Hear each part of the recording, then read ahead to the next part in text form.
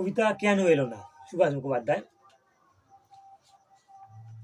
সারাটা দিন ছেলেটা নেচে নেচে বেরিয়েছে, রাস্তায় আলো জ্বলছে অনেকক্ষণ, এখনো বাবা কেন এলো না, মা। একটি ছেলে, ছোট ছেলে, বালক বা কিশোরের আগে পর্যন্ত ধরা যায়, সে অপেক্ষা করছে রাস্তায়। পুজোর সময়, পুজোর মরশুমে রাস্তায় আলো জ্বলছে এবং সে অপেক্ষা করছে এবং তার মাকে জিজ্ঞাসা করছে, বাবা কেন এলো না, মা।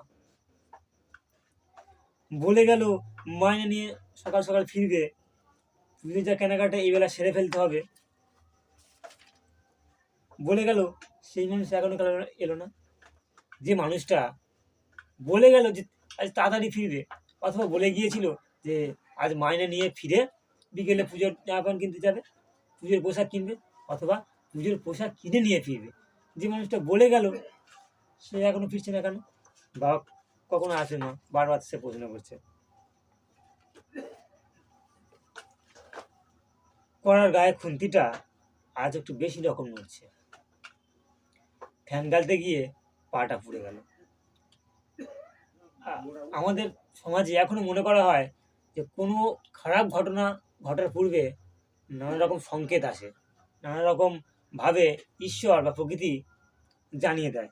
তো সেরকমই বলছে, কড়ার গায়ে খুন্তিটা আজ একটু বেশি রকম নড়ছে, ফ্যান গালতে গিয়ে পাটা পুড়ে গেল।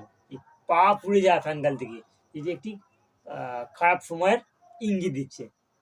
এটা মনে করা হয় বিভিন্নভাবেই, মনে করা হয় যে খারাপ সময় আসার আগে প্রকৃতি বা ঈশ্বর নানা রকমভাবে সংকেত দিয়ে থাকে।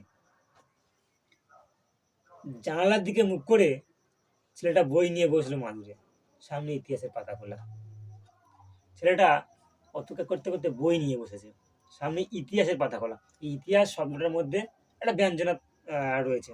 ইতিহাস আসলে পুরনো দিনের কথা মনে করায়, পুরনো যেসব দ্বন্দ্ব ঘটে গেছে, যুদ্ধ ঘটে গেছে সেইগুলো।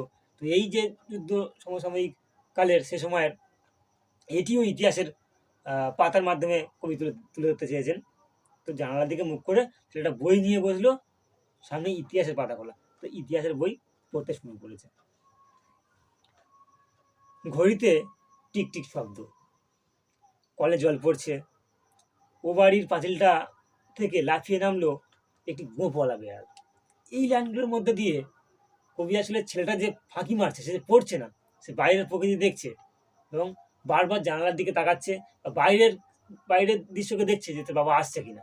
বাবার জন্য অপেক্ষা করছে, অপেক্ষা করতে করতে বাইরের যে